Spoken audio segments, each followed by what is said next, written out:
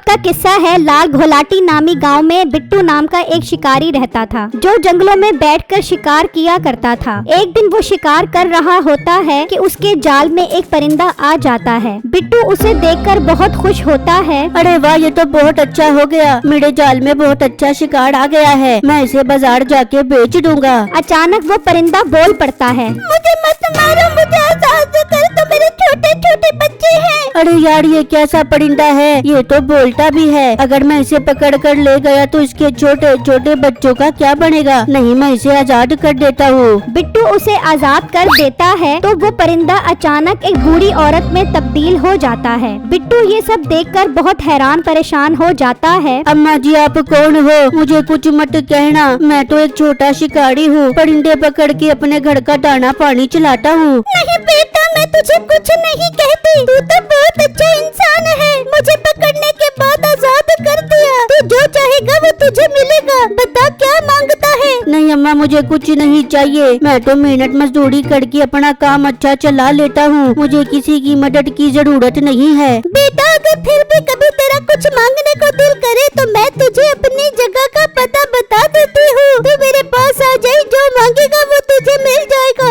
ये कहकर वो औरत वहाँ से गायब हो जाती है। बिट्टू परेशान अपने घर वापस आ जाता है और अपनी बीवी को सारा माजरा बताता है, जिससे सुनकर वो कहती है, अरे बिट्टू, आप तो बहुत बेवकूफ हो, इतना अच्छा मौका हाथ में आया था, आपने गवा दिया। आप अभी उस औरत के पास जाओ और उससे बहुत सारा पैसा लेकर आओ। अरे बेगम, वो बूढ़ी औरत क्या सोचेगी मैं कितना लालची हूँ। बिट्टू, आप खुद सोचो, ऐसे मौके भी कोई गवाता है भला? अपनी और मेरी जिंदगी देखो, कोई इज्जत नहीं है हमारी। जब माली मकान का दिल करता है, हमें मकान खाली करने की धमकी दे देता है। बहुत सियाने बन रहे हो तुम, मुझसे कर्जा भी ले लिया और किराया भी टाइम पर नहीं देते, तो मैं धमकी न दूं तो और क्या करूं? चलो बहुत हो गया, मकान खाली करो। नहीं भाई साहब, हमारे कहने का ये मतलब नहीं था, आप परेशान मत हो, मैं आज शाम में ही आपका कर्जा और किराया दोनों दे दूंगा। ठीक है, शाम तक का टाइम है तुम्हारे पास, वरना यहाँ से दफा हो जाना।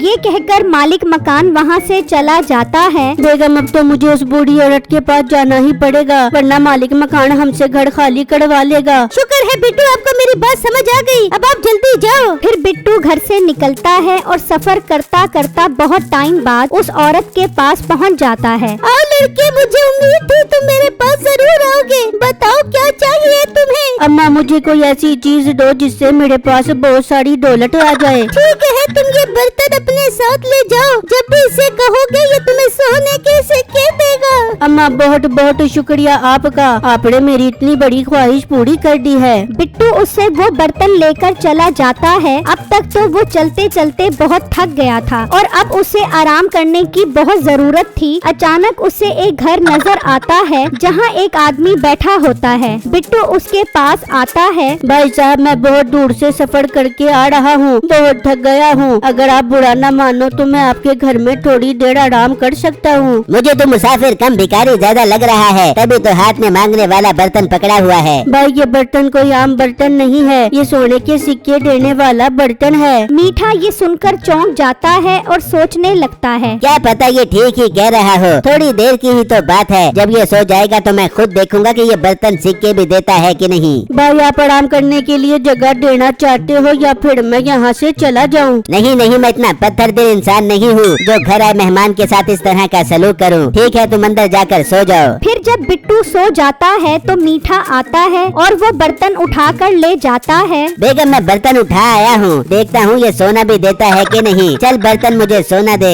ये कहते ही उस बर्तन में बहुत सारा सोना आ जाता है। मीठा और नसीबो बहुत खुश हो जाते हैं। मीठे, ये बर्तन तो वाकई सोने देने वाला बर्तन है, ये बर्तन उसे वापस नहीं करना, हम तो मालामाल हो जाएंगे। अरे बेगम, मैं कोई पागल हूँ जो उसे बर्तन वापस करूँ, बल्कि देख अपने पास इसी तरह का बर्तन है, मैं ये वहाँ रख देता हूँ। फिर मीठा उस बर्तन की जगह अपना बर्तन रख देता है और वहाँ से चला जाता है। जब बिट्टू की आँख खुलती है तो वो अपना बर्तन उठाता है और मीठे का शुक्रिया अदा करके वहाँ से चला जाता है और घर पहुँचकर अपनी बीवी कम्मो को उसके बारे में बता देता है। हाय बिट्टू, ये तो बहुत खुशी की बात है, चलो इससे सोना मांगो। चल मेरे बर्तन मुझे सोना दे। बिट्टू ये कहकर इंतजार करने लग जाता है, मगर उस बर्तन ने सोना कहाँ से देना था। ये क्या बिट्टू, ये तो अम्मा ने हमारे साथ धोखा कर दिया है, ये तो हम सब बर्तन है। हाँ बेगम, मुझे यकीन नहीं आ रहा कि अम्मा मेरे साथ ऐसा कर सकती है। तभी मालिक मकान भी आ जाता है। चलो बिट्टू, मैं आ गया हूँ, मेरा कर्जा और किराया दो। अंकल, मेरे साथ बहुत बड़ा धोखा हो गया है, मुझे अम्मा ने सच्ची दिखाकर खब्बी मार दी है। मैं सच्ची खब्बी नहीं जानता, मेरा कर्जा और किराया निकाल। अंकल, आप मुझे कल का टाइम दे दो, मैं कल लाजमी आपको दे दूंगा। तेरे तो लारे ही नहीं मुकते। खैर, मैं कल आऊँगा और अपना कर्जा और किराया लेकर जाऊँगा।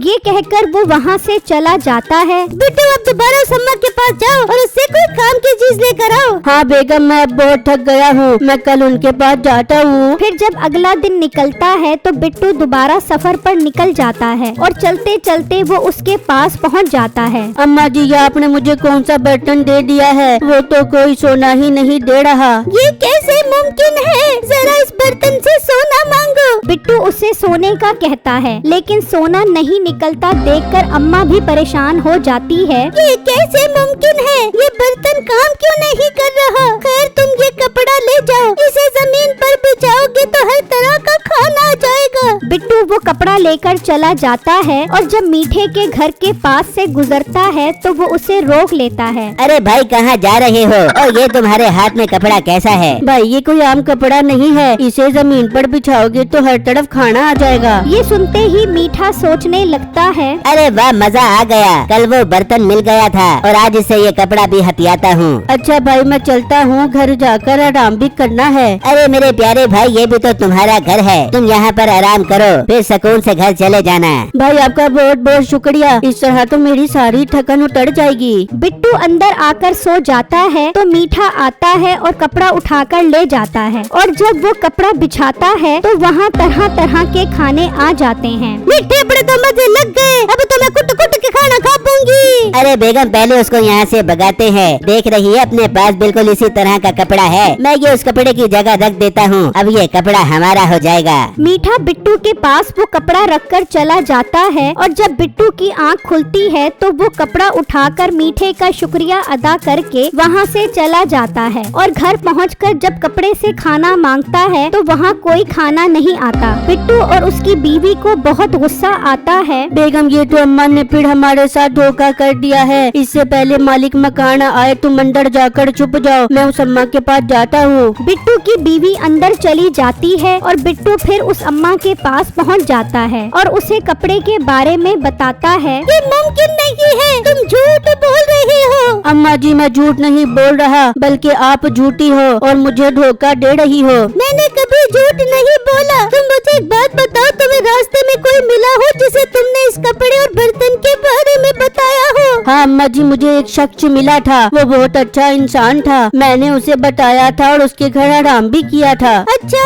तो ये बात है, फिर इसका मतलब ये उसी ही की कोई साजिश है। नहीं अम्मा, वो बहुत नेक और शरीफ इंसान है। जितना शरीफ है सब पता लग जाएगा। तुम ये डंडा अपने साथ ले जाओ, अगर वो पूछे तो कहना ये डंडा हीरे देता है। बिट्टू उससे वो डंडा लेकर चला जाता है और मीठे के पास पहुंच जाता है। बेटू, ये डंडा कैसा है? भाई साहब, ये हीरे देने वाला डंडा है। ये सुनते ही मीठे के होश उड़ जाते हैं। अरे वाह, पहले बर्तन फिर कपड़ा, अब ये डंडा, मेरे तो मजे लग गए। बिट्टू, तुम एक काम करो, अंदर चलकर आराम करो, बहुत थक गए होगे तुम। बिट्टू अंदर आकर सोने का नाटक करने लग जाता है तो मीठा वहाँ आ जाता है और जैसे ही डंडा उठाता है वो डंडा उसे जोर जोर से मारने लग जाता है। हाय, मुझे बचाओ, ये डंडा मुझे मार मार के टकला कर देगा। तभी नसीबो भी वहाँ पर आ जाती है। अरे लड़के, इसको रोक वरना ये मेरे मीठे को मार देगा। पहले मुझे बताओ, मेरा बर्तन और कपड़ा कहाँ है? हमारे पास है, तो रुक, मैं भी तुझे ला के देती हूँ। फिर बिट्टू उस डंडे को रोक लेता है और नसीबो और वो कपड़ा और बर्तन ले आती है। बिट्टू वो चीजें लेकर घर पहुँचता है तो मालिक मकान खड़ा होता है। ले आए हो मेरे कर्जे के पैसे? जी अंकल, मैं ले आया हूँ, अभी आपको देता हूँ। फिर बिट्टू उस बर्तन से सोने के सिक्कों का कहता है तो उसमें बहुत सारे सिक्के आ जाते हैं। ये देखकर मालिक मकान की नीयत खराब हो जाती है। अरे वाह, ये तो बहुत काम की चीज लेकर आए हो तुम, इससे ये बर्तन ले लो।